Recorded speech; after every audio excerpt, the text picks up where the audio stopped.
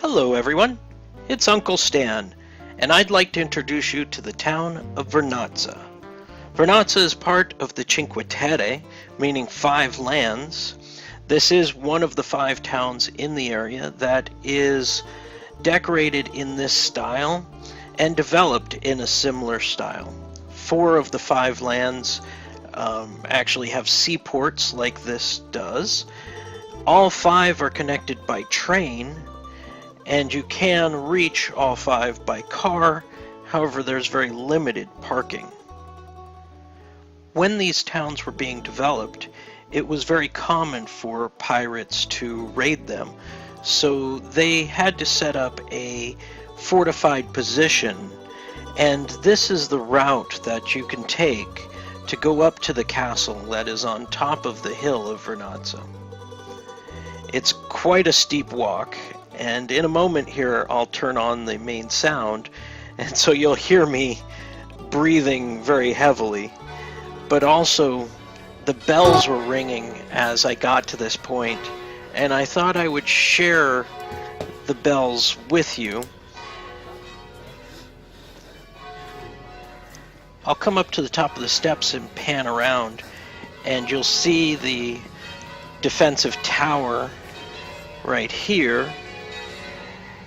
And this is a spot where the villagers could hide from any invading force.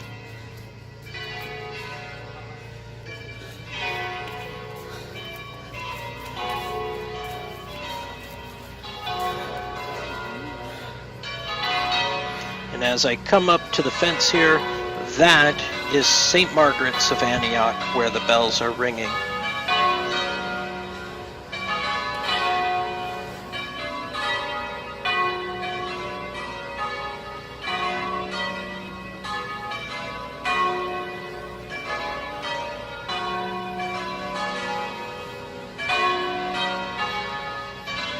Now, as I said before, the towns are accessible by train, which is up at the top of the city in that direction, as well as a small pullout for cars or scooters, Vespa-type scooters.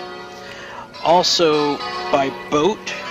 One of the towns is not accessible by boat, but Vernazza is. And in the case of Vernazza, it is accessible in both directions by a hiking trail. That trail is a little difficult to see at this point, but it does follow that hill and the coast all the way up to the town that you can see off in the distance, which is Monterosso. The hike from Monterosso to Vernazza takes about 2.5 to 3 hours and is quite a difficult hike to do, but the views are spectacular.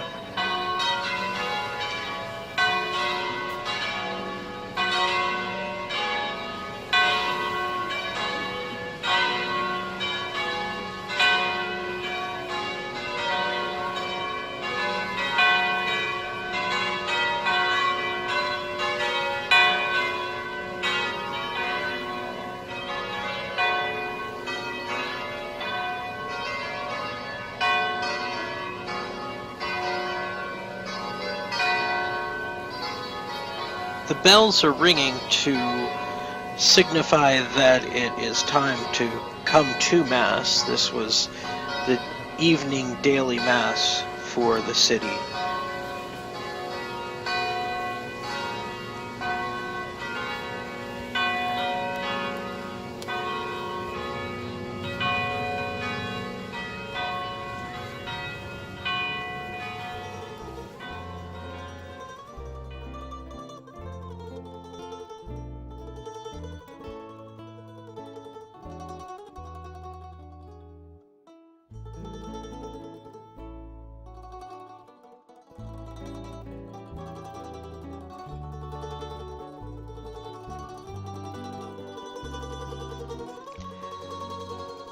Let's now walk around the other side of the fortified castle and look south to the 3 additional lands that are extending beyond us. From this vantage point, it's hard to actually see those cities, but that is the direction that the additional 3 cities are in. Just below this area, there's another beach that's very rocky and is inaccessible to the public most days. They have ropes that request that you do not trespass to go through the tunnel out to that rocky beach.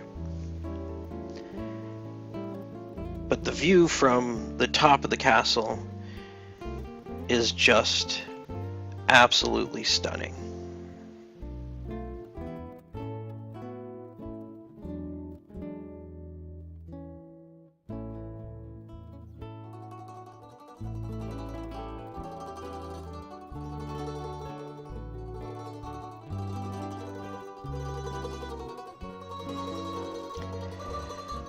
Well, now that we've seen the rooftops, let's jump down to the swimming area.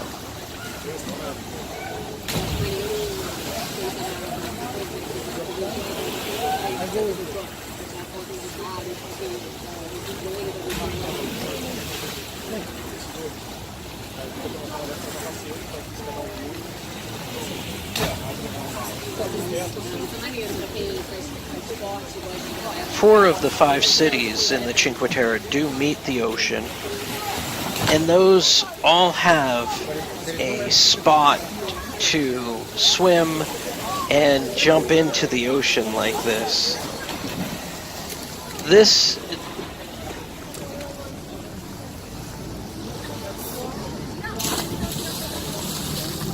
If you visit Vernazza by boat, this is the area that the boat will tie up on and you will enter the city from.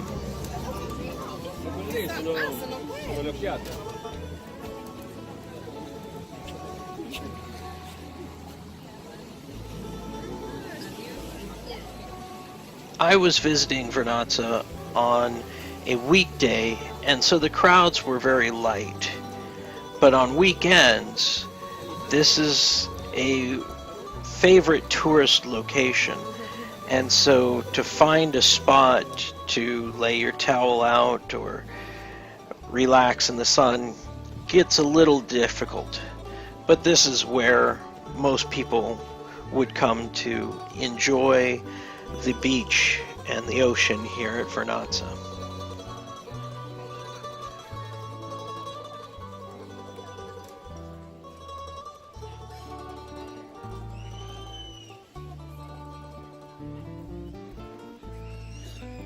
The 5 Cinque Terre are fishing villages, and so when you do come and visit them, and I hope you do because they are just stunning in person, do stop and try one of the restaurants and have some of the local seafood, because it is caught in many cases that day and served for you. It just doesn't get much fresher than this.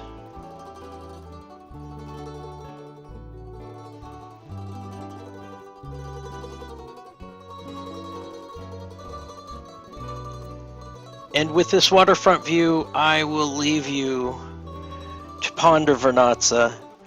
I implore you to put this on your destination list, because the Cinque Terre is my favorite place, and I believe this is my favorite of the 5 cities.